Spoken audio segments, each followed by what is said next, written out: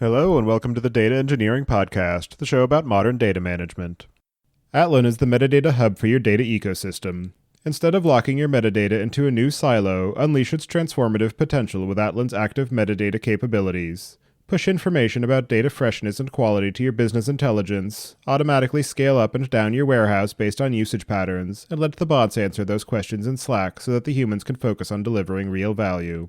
Go to dataengineeringpodcast.com/Atlan today, that's ATLAN, to learn more about how Atlan's active metadata platform is helping pioneering data teams like Postman, Plaid, WeWork, and Unilever achieve extraordinary things with metadata. When you're ready to build your next pipeline or want to test out the projects you hear about on the show, you'll need somewhere to deploy it, so check out our friends at Linode. With their new managed database service, you can launch a production-ready MySQL, Postgres, or MongoDB cluster in minutes, with automated backups, 40 gigabit connections from your application hosts, and high-throughput SSDs. Go to dataengineeringpodcast.com/Linode today and get a $100 credit to launch a database, create a Kubernetes cluster, or take advantage of all of their other services. And don't forget to thank them for their continued support of this show. Your host is Tobias Macey, and today I'm interviewing Sabin Thomas about Zing Data, a mobile-friendly business intelligence platform. So, Sabin, can you start by introducing yourself? Hey, everyone. Hey, Tobias. Long-time listener. My name is Sabin Thomas. I am the CTO and co-founder of Zing Data. And do you remember how you first got started working in data? Yeah, absolutely. Not to give away my age, but one of my first jobs out of college was working on a reporting system for an HR data software company, and remember diving into SQL dialects. We were using an early version of SQL Server back then, but a lot of it was being able to construct the right pivot tables to be able to get at the data fast. So that was my first foray into it, into being able to work with data, and have loved it since. Fast forward a couple of years, and I found myself, this is early 2010, found myself working at Rakuten, where I was the director of engineering there. Rakuten, fairly big in the e-commerce space. And so my task there for the teams that I was managing was actually working on their data infrastructure for payment data. And this is around the time for Hadoop, and Apache Spark wasn't even 1.0 at that time. And so it was a great interesting space to be in, to be able to process these large volumes of data, seeing how the shift from Hadoop to streaming data was making its way. And so, so that's sort of my forays into data, and now with Zing Data. So in terms of the Zing Data project, can you describe a bit about what it is that you're building there and some of the story behind how it got started and why you decided that this was where you wanted to spend your time and energy? So Zing Data at its core is simple social business intelligence for everybody.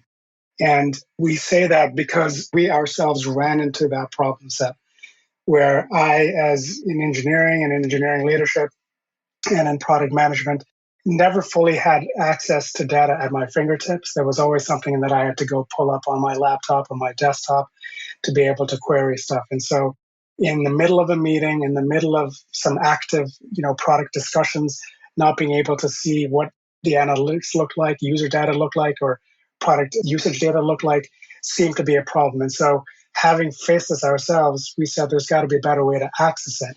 That's the problem statement we started out with. And, to prove that out, we built Zing Data, an early version of it, mobile focused, to be able to have everyone access to data at their fingertips. And a good number of engineering challenges that came up as a result of it, and we can dive into that. But just as a use case, we found that extremely useful for ourselves.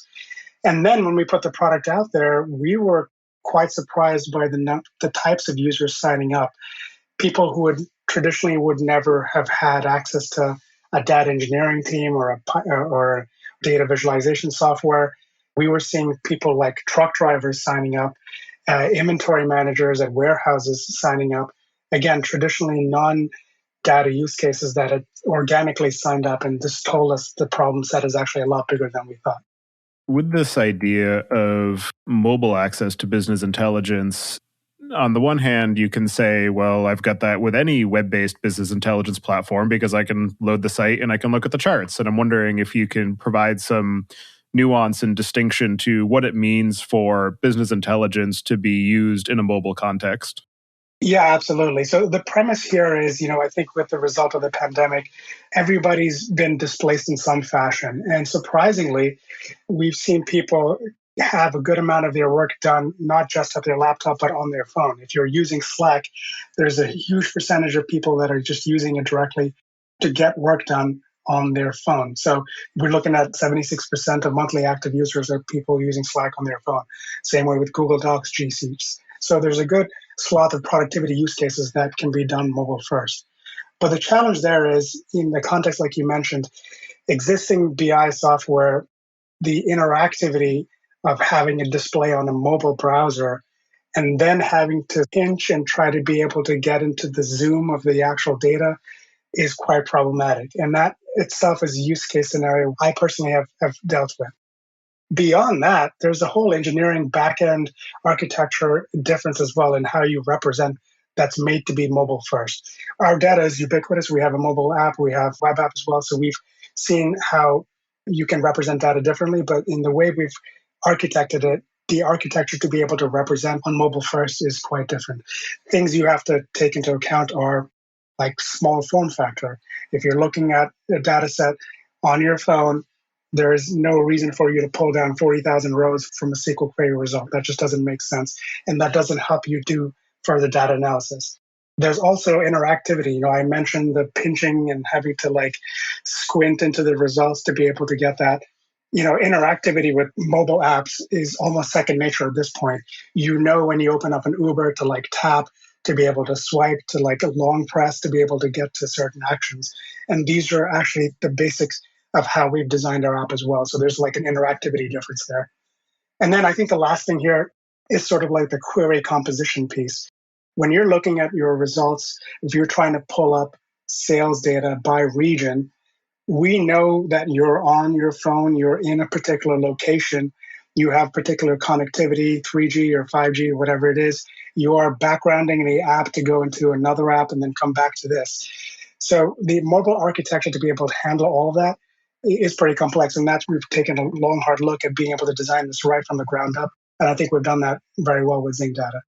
To your point about that query composition, having been somebody who has used my phone for a number of things that most people don't bother, like SSH connections, etc., I don't imagine that sitting there and writing long or complex SQL queries is something that I'm really going to want to do on a mobile device. And so I'm curious if you can talk to some of the kind of real world usage of what types of queries people are actually wanting to write or generate from a mobile device, the types of questions that they're trying to answer in that mobile context versus a more full-fledged data exploration that they might be doing on their laptop, and some of the ways that you think about how to enable them to maybe answer more complex questions than what they are going to want to sit and write out all of the SQL on their phone keyboard.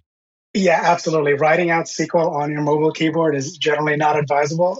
And so this is where we've thought of how that interactivity works. And so we actually have a low-code interface where you can kind of tap into a table, long press into a column name, and select the filters you want.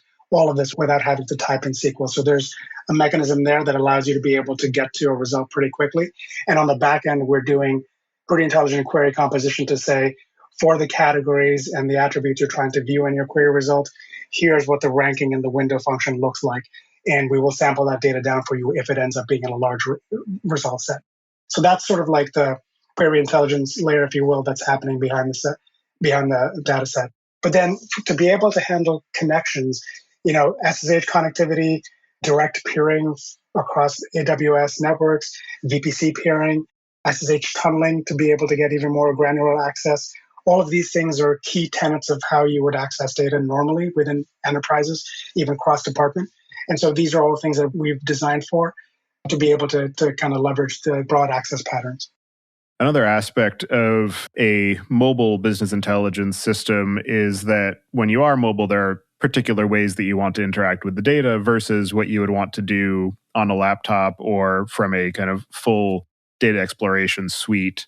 And I'm curious if you can talk to some of the interaction patterns that have become common in these web-based or desktop BI systems and where that breaks down moving to mobile. And then conversely, what are some of the interaction patterns that are unique to mobile that wouldn't make sense in a web or desktop first environment?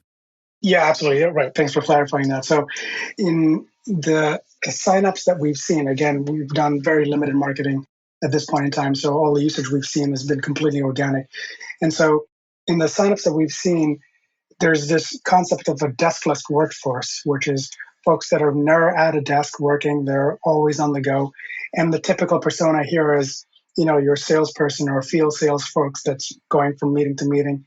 But then your CEO as well is doing the same thing. Every people in your C-suite are also traveling between locations and at various points in time are trying to get access to data and are not being able to pull up a laptop to be able to get those results, or inevitably will shoulder tap somebody on the data engineering team to say, can you give me sales by region because I want to cut this way. In the usage that we've seen, the example that I mentioned earlier around warehouse foreman trucking company that actually ships trucks. It's a pretty interesting use case. They have a usage pattern of being able to get access to what inventory data looks like at that point in time. And as they're running from warehouse to truck and back to warehouse.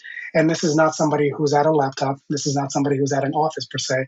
Is probably in the truck trying to get patterns around what the warehouse inventory looks like. And so and from then is being able to make decisions around trucking patterns and route patterns. So that's one use case that we've seen. Another use case that we've also come across has been a national concert operator, one of the biggest concert operators. We had a venue operator setting up for a pretty large concert, plug in the Zing Data app to her Google Sheets data of seating chart info. And so she's running around in this concert venue trying to organize seating categorization and is looking at Zing app to be able to get those queries. And so this is, again, a use case of somebody not at a desk would not be able to pre-render these charts by asking somebody on a data team. So these are all live ad hoc type queries that we think are the best use cases for something like Zing.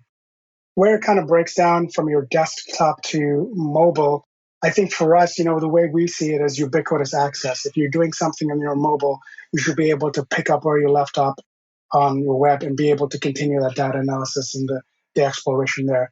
And that's what we've designed for. We keep that as a core tenet of our design principles. So you can run a query on your phone, get access to a result, be able to comment and tag somebody else on that thread saying, hey, why are sales seemingly dropping down during this week? And be able to pick that conversation and that thread and that query on web. So for us, it's more ubiquitous. Where we see there be a difference between, more desktop-based querying is where somebody needs to look at maybe a very small result set and be able to cut that in 4 or 5 different ways, and then be able to write a machine learning model on top of that. And we think that's a different use case that Zing necessarily does not solve for, nor are we interested in at this point in time. But I think that's where we see some amount of difference. Are you struggling with broken pipelines, stale dashboards, missing data? If this resonates with you, you're not alone. Data engineers struggling with unreliable data need look no further than Monte Carlo, the leading end-to-end data observability platform. Trusted by the teams at Fox, JetBlue, and PagerDuty, Monte Carlo solves the costly problem of broken data pipelines. Monte Carlo monitors and alerts for data issues across your data warehouses, data lakes, dbt models, Airflow jobs, and business intelligence tools, reducing time to detection and resolution from weeks to just minutes. Monte Carlo also gives you a holistic picture of data health with automatic end-to-end lineage from ingestion to the BI layer directly out of the box. Start trusting your data with Monte Carlo today. Go to dataengineeringpodcast.com/Monte Carlo to learn more. As far as the native app capabilities versus just designing a mobile optimized web experience, you touched on this a little bit as far as being able to understand, okay, what is their actual connection type?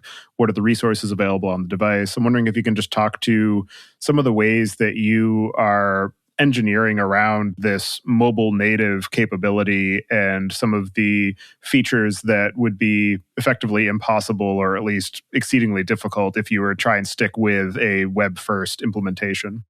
One example that always has bothered me in the past with other solutions has been a long-running query. You are running something against your Redshift cluster or your Databricks cluster, and it just takes time to crunch and compute. And it is not feasible to have that long a response time when you're on a mobile phone. So for us, a core way for us to solve that has been push notifications for long running queries. You issue a query, you background the app, go do something else, answer a couple of emails, and you're push notified on your mobile phone to say, we have your results. Also, if you are in a common thread in the results set, you can tag somebody and they get a push notification as well, and they get dropped right in those query results to be able to analyze further. So we think this is a real good example of a use case that you just couldn't do easily enough with web.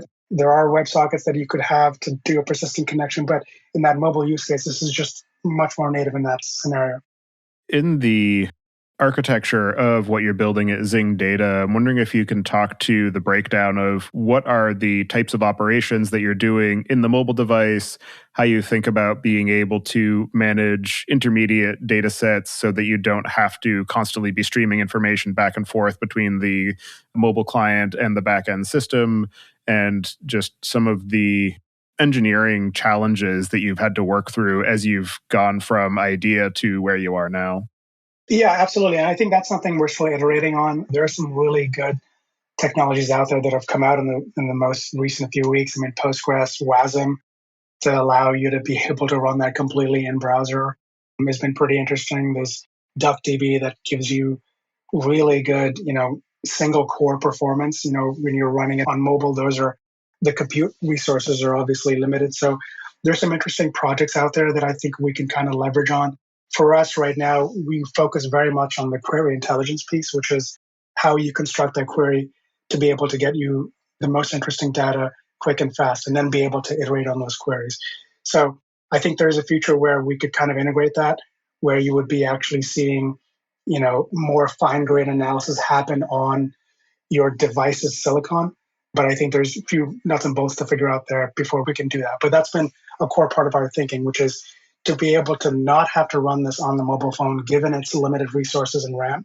What's the best way to construct that query, to limit that, to rank it, to window function it, so that you get the most appropriate result set? So for the user, they have this initial data set that they can run future queries off. Digging a bit more into the mobile side of things, I've done a little bit of work on building for mobile app clients, but it's definitely a very large and constantly evolving ecosystem. And I'm wondering if you can talk to some of the ways that you've thought through how to implement the actual mobile app, where you are likely targeting both iOS and Android. So are you doing kind of the React Native approach? Are you building native apps for both? Are you using one of the toolkits that allows you to cross-compile for different endpoints? So are you using, building it on Go? Are you using, just the app native toolkits? And then in that context as well, how do you think about being able to abstract the shared usage that is agnostic to the runtime, and being able to then add the customizations for different device capabilities? Yeah, I think app development frameworks have come a long way, and they continue to iterate. Every couple of years is seemingly a new framework. We've paid special attention to how other startups have done this. Uber, when it first came out, had just an app for the iPhone, and then later on added Android. I think the way we thought about it is, for tooling like ours, for a product like ours, which is essentially bringing data analysis into the palm of your hands, what is the thing that gives you the most global reach? And surprisingly, the United States in its mobile device usage for productivity apps is, I think, lagging behind compared to other economies.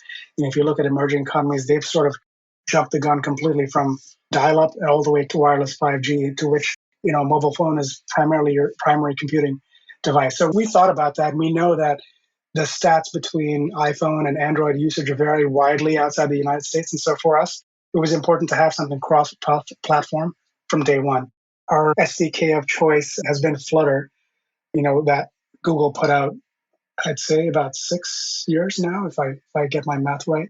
But Flutter itself has been evolving pretty quickly over the past few years, to the point that when we started out with Flutter, we got out of the box cross compilation for iOS and Android, but it hadn't had anything for web at that point. And that only came later, after we'd already had a few iterations of the Zing Data app. So it's pretty interesting to see the pace of innovation that's happening. and obviously something that could not be done, just a few years ago. There have been other toolkits like Cordova that allow you to do this cross compilation, but there's always been issues with being able to get good usage around, memory and compute power. Flutter for now is able to solve that for us. We are seeing some limitations that, may cause us to pursue a more native app path. I think for us in the stages of business we're in, the Flutter allows us to have sort of a universal code base that applies to three interface mechanisms, allows us to get changes and iterations out there faster. That's been key for us. But I think there's a future where we may dive into more native app variants. Flutter does allow you to do plugins that you can sort of tool on top of the compilation to give you more native interfacing. And so that's something we're actively exploring right now. An interesting point that you brought up is the question of usage of mobile devices in developing economies and in places where computers and laptops aren't the kind of initial computing experience. And that also brings up some interesting questions about, for those types of users, what are some of the additional features that are useful or necessary beyond just being able to look at some data, maybe dig into it a little bit? Because I know in the feature set that you have right now, you have the capability of being able to download a rendered version of a report or being able to download a CSV of that data. And as somebody who's living in a first world country, my first reaction is, well, why would I want to do that on my phone?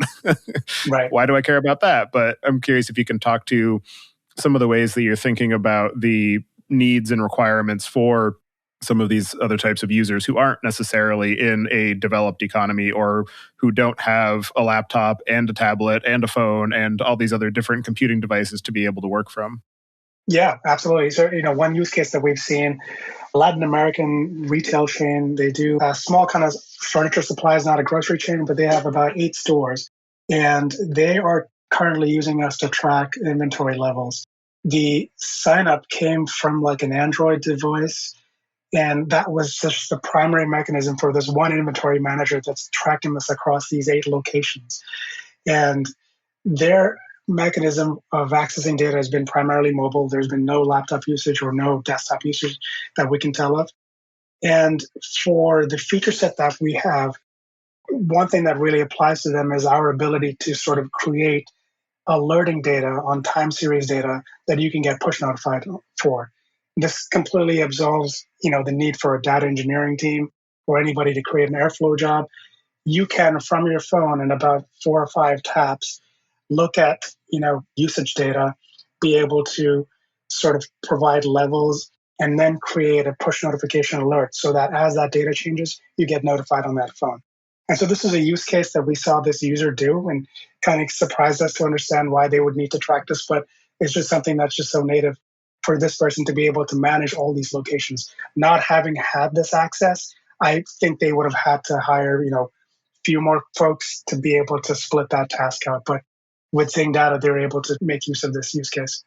The other side of that equation is that when you do have a cellular connection as your primary method of accessing the internet, that adds some constraints in terms of the volume and complexity of data that you want to be working with. And I'm curious how you think about that balance on the server side and also in the user experience aspect of helping people understand how to do their subsetting, maybe how to do some of their filtering so that they're not dumping the entire table to their phone. Also taking into account things like constraints of storage space and memory on these mobile devices, and how you think about being able to provide an interactive experience for those users while still being able to get useful information and not be hamstrung because of that kind of limited bandwidth.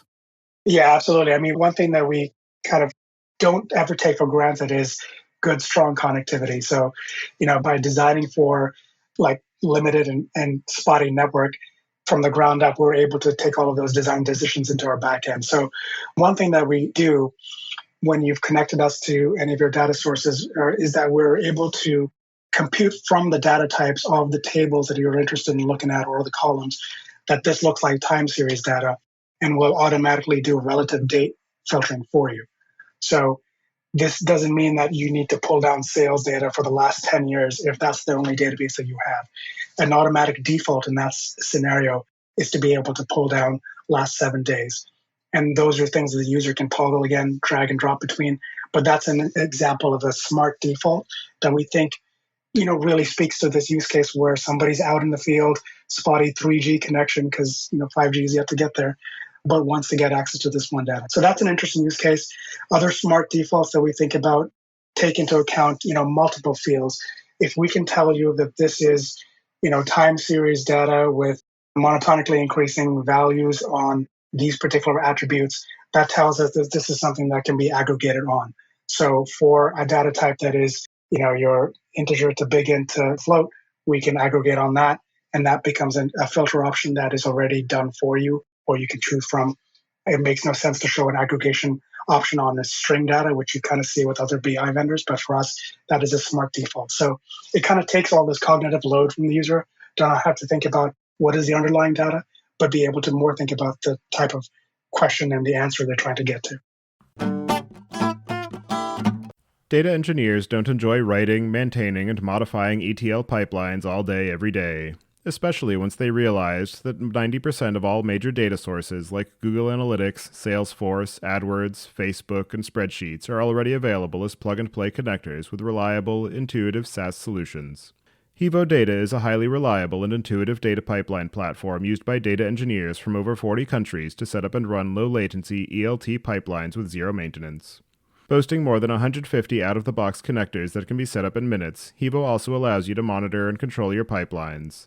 You get real-time data flow visibility with fail-safe mechanisms and alerts if anything breaks. Preload transformations and auto-schema mapping precisely control how data lands in your destination.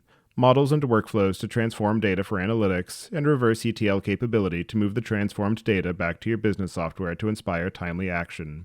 All of this, plus its transparent pricing and 24/7 live support, makes it consistently voted by users as the leader in the data pipeline category on review platforms like G2. Go to dataengineeringpodcast.com/HevoData today and sign up for a free 14-day trial that also comes with 24/7 support. Because of the fact that you are giving some of this exploratory capability through the mobile experience, it also suggests that the people who are using it aren't necessarily going to be supported by a large team of data engineers and analysts. And I'm curious how that also influences the way that you think about the product that you're building and who you're building it for, and how to surface some of these concerns around the vagaries of data and how to work with it. Yeah, that's exactly the point. So in our research, as we were building the company up, talking to numerous sets of folks, one thing that we commonly heard from a lot of data practitioners and people in data engineering teams of these big SaaS companies is just the amount of work that they have to keep up with and the number of tickets that they've got to be able to respond to these report requests. And so, a data team is just not an infinite resource. And yet they have all these asks. And we know that at least, a good chunk of these questions are very simple questions that is most 4 to 5 lines of SQL that your highly paid data science team should not be working on. And so this is where we think about sort of the democratization of this tech to be able to make it really simple, giving you this easy button to be able to do your own data exploration by giving you these smart defaults will lead to higher data engagement. That's sort of the genesis of how we thought about, this query composition techniques, these query intelligence layers that we needed to build in based on the underlying data. And so by empowering these folks, by making them be able to self-serve, we think they'll be able to ask smarter questions. Now, we still want the data science team involved in doing these highly complex analytical workflows, these machine learning models that they need to be appropriately spending their time on, but let the 40, 50% of other easy questions be sort of self-service, and let that be something that the teams can work on with an app like Zing. As you have gone from your initial conception of the problem that you were trying to solve and the ideas that you had about how you were actually going to approach it and what the solution would look like, and working through those initial design steps and working with customers to where you are today, I'm curious, what are some of the useful mistakes that you've made and some of the assumptions that you had that have been invalidated or challenged or that you've had to change in the process?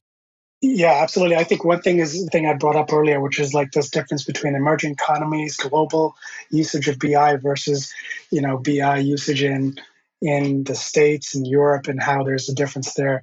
So earlier on, our first few versions of Zing Data was completely app only. You had to download the app to be able to interact with any kind of data. And the more we engaged with users, the more we realized ubiquity of access is actually important. And so the later addition has been the web access, where you can actually run these queries with these smart defaults with the same point and click mechanisms, not necessarily the tap and the swipe and the drags, the similar point and click mechanisms, but aimed at a web workforce. So that was something that we, didn't think we needed initially. Did the research, based on user feedback, was able to get that out there pretty quickly. And now we have, similar functionality across all three of that. Other things we thought about initially was how much time should we really spend on the data connector piece? And, we thought it would be important to have data connectors for, your MySQL, Postgres, and then leave it at that, and then be able to iterate on product features based on signal from users. The more we talked to folks, the more engagement we saw. We just realized there's just this wide swath of underlying database tech, and I think increasingly so. In your conversations, you've probably seen that as well over the last 5-10 years, where people are running the gamut, right, from your Google Sheets database to MySQL, Postgres, to all your AWS equivalents of those, and then your Databricks and data lakes. So that was sort of a later realization for us that we kind of had to spend some amount of time on a regular cadence to build out these connectors and to make sure that those support all enterprise use cases, which is things like SSH tunneling, things like custom certificates. Doing that was a sort of a later addition, but we were able to centralize on that pretty quickly. I think a third thing that we saw was also kind of related to this database connector tech in how we did our dialect parsing. They're all ANSI SQL 99 compliant is what they say, but there's still differences that we've come to realize. And so our initial version of our sort of query intelligence layer in the back end had very distinct mechanisms for dialect parsing and then the query composition, and to account for these different ANSI SQL variants. And then when we started to add more connectors, we realized how unwieldy that code started to become. And so there was a quick effort by our team to be able to centralize and sort of coalesce that into sort of an extensible framework where we could add dialects, but only things that had changed. And so that was effort that we put time into, and we've certainly benefited from that. The pros and cons for such an effort, which is now if you've got centralized code, the testing regimen needs to be up to par with every release. And so we had to invest time in that as well. So that was just the cadence of things that we recognized we had to do. But, with any startup, sequencing is always the thing. So yeah, the frustration over ANSI SQL not actually being a specification, but more of a suggestion is definitely a recurring theme that has come up many times over my series of interviews. Yes. So. Some part of me wonder if it's nefarious to a point where you kind of get this automatic lock into a database vendor because they've used their SQL, but I don't know. That's a broader theory there. That's part of the reason that the Postgres implementation has become so ubiquitous, is kind of a self-fulfilling prophecy of, we'll just use the Postgres version because other people use it, and then we'll, engine that's just going to use the Postgres dialect because that's what other people are using. And so it's become this snowball where everybody just says, okay, we'll just use the Postgres dialect. Yes, exactly. Yep.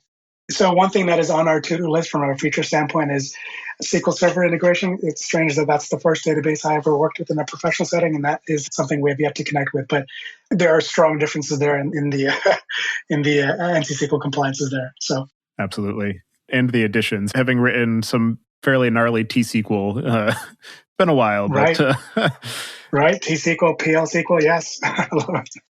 And so for an individual or a team who is implementing Zing Data, I'm wondering if you can just talk through the typical workflow of going from we've got it set up to now I actually want to start building out a suite of reports and being able to enable some exploration, or maybe some of the ways that a small data team can help provide some guidance and guardrails for other members of the business. We've initially and purposefully tried to make that dead simple in terms of how you'd be able to connect a data source. So the steps would be you go to Zing Data, you sign up, and then there's a simple drop down to be able to add creds for any kind of data source you're connecting out to. So if it's something like a Google Sheets, there's OAuth info related to that. To your Databricks or BigQuery, there's JSON you can drop into to be able to connect out to that. And then configuration settings for client certificates and SSH tunnels, if those are the things you want to set up. After that, you now have access to this data source. You are also put in what we call a default organization. This is our concept of business unit or enterprise or anything that you want to extend it to. You can then invite colleagues into it. And from that point on, you can also limit access to certain tables or data sources for different invitees. So there's an intuitive RBAC that's built in as well for data that's almost implicitly required. And so from that point on, anybody can start asking questions of their data based on the access level they have. There's this tap to query mechanism where you can kind of go into a table, tap on columns, set the right filters, and you get access to a chart representation if the query allows it, or a data table representation. And from that point on, you can share that result with colleagues. And then they now start to get pulled into that query result, and you can have a collaborative thread based on those results. Another key thing that's different for Zing Data is how we've thought about the home screen interface. When you first have Zing on your phone or you're on the web app and you go straight to that home screen, you kind of see a knowledge graph of questions that have been asked by your colleagues, and they're ranked almost similar to like a news feed or a TikTok feed where you can tell, these are popular questions that people in my network or my company graph have asked and commented on. And so there's sort of a company knowledge base that's being built as a result of these data questions. And so that's sort of the engagement mechanism we really think about, which is you're on your phone, you're able to see what people are asking, you're able to start getting results right away and not having to construct a query from scratch. And we think this is the best way to really get people more broader access to data. Another aspect of what you're building is being mobile first. There is a certain set of patterns and questions that people are going to want to use for interacting with it.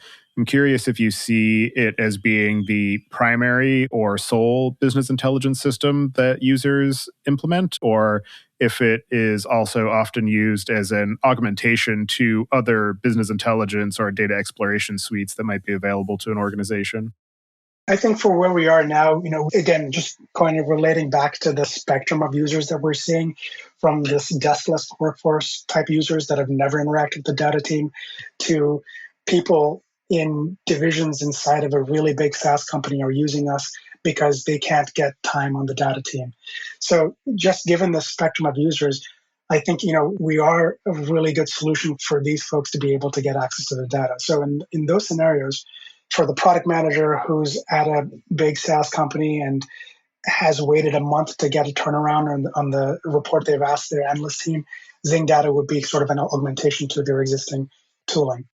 For the person who has never had any kind of data engineering team or any kind of visualization software, we would be their primary mechanism.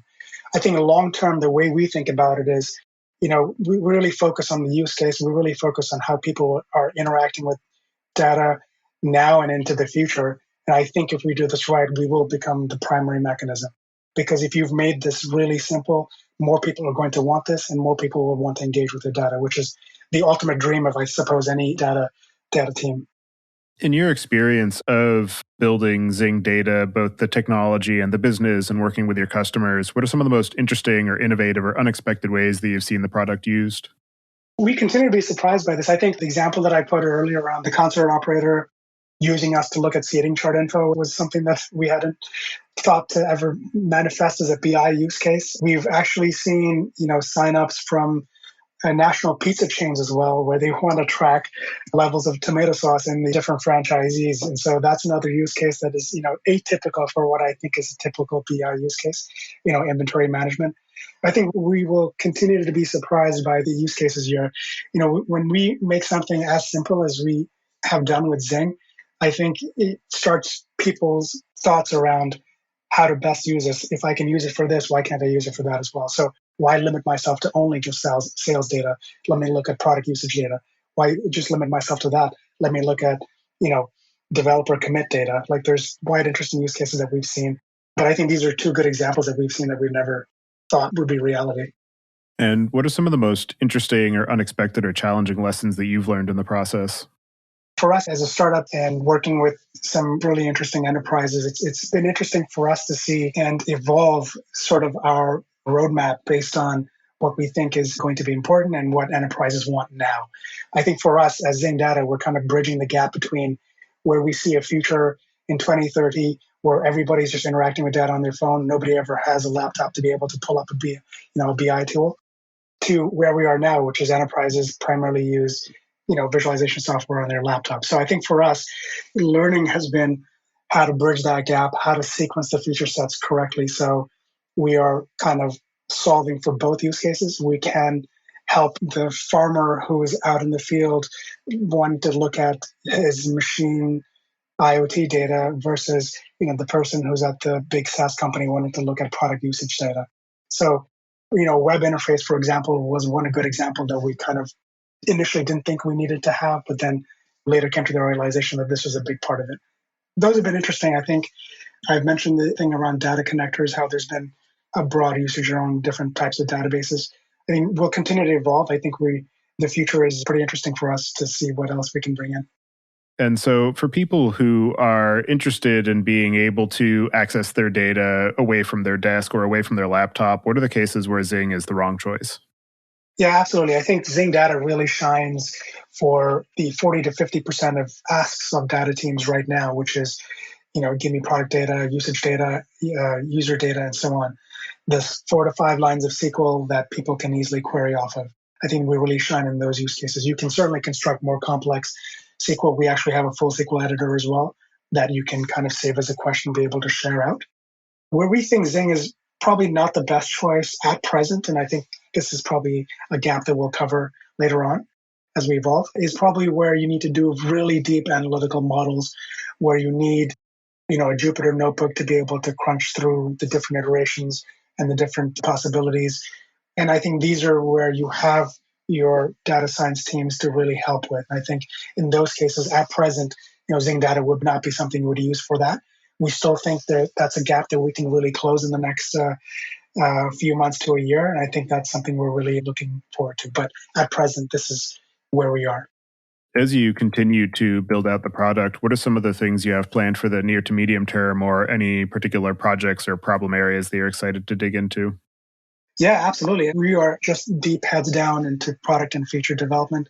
One thing that we continue to spend and budget time for is increasing the database connector list that we have. So SQL Server, for example, will be something that we'd like to be able to add to our list. Azure Synapse and the other technologies there would be things that we'd love to plug into. So those are things on our product to-do list.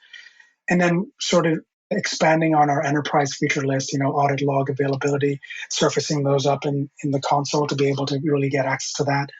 I think those are, just a few key features that we know we need to build on and are budgeting time towards. But I think there's also more interaction and more mechanisms we're keen on developing as well. So the ability to do table joins via a gesture map, so you can kind of long press and drag into tables and it will automatically construct the CTE for you. Those are pretty cool things that we're really excited about. And we have a few early concepts that we're kind of iterating on at this point. Are there any other aspects of the work that you're doing on Zing Data or the overall space of mobile first access to business intelligence and data assets that we didn't discuss yet that you'd like to cover before we close out the show? I think one thing that I've seen come up has been kind of interesting, has been sort of a natural language interface to ask some questions of data. And, we thought long and hard about this as we were setting up the company as to what a solution for something like that would look like. And in every sort of prototype that we'd set out, we almost found that tapping and swiping into your data was a lot faster than being able to chat or natural language into something. We think there's quite a gap in being able to ask cleanly, a natural language question of your data and getting the appropriate results. And so, that's something that always comes up as we do demos. It seems like people are really intrigued by the concept of what we do as Zing Data, and a natural extension to that is to have like a voice interface to it. We continue to think about it. I think there's still some ways to go, and we will possibly have an answer to this, but it's pretty interesting to see how in a phone and in an app that we have with Zing, you can get results really quickly by just tapping and swiping. And so that's one intriguing thing that I think keeps being brought up. For anybody who wants to get in touch with you and follow along with the work that you're doing, I'll have you add your preferred contact information to the show notes. And as the final question, I'd like to get your perspective on what you see as being the biggest gap in the tooling or technologies that's available for data management today. Yeah, absolutely. So my info should be on there. Feel free to reach out to me, Twitter or LinkedIn. I'd love to connect with folks. I think you've got a great audience. I am really enamored by the number of tool sets that there are out there for problems that we've had for quite a while. I mentioned my first job out of college was writing reports in T-SQL for SQL Server. And to be able to have a data cataloging solution, to be able to have things that would do data lineage, orchestration, those would be dream tools that we just didn't have back in those days, and so glad to have now. I think there's an interesting feature here where it still seems like there are point solutions for a lot of these things, and to be able to really get a pipeline and infrastructure up from the ground up, it requires you having to work with 25 to 30 different tools. And there's also differences based on your underlying database tech. So I think it's an interesting future. I think there's some consolidation that could really benefit a data practitioner. And then also, the target market which we serve, which is the data consumer. And so we think long and hard about that, but I think the future is bright, and it's quite promising to see the number of folks working on this. All right. Well, thank you very much for taking the time today to join me and share the work that you're doing at Zing Data and helping people be able to gain better and more democratized access to their data assets.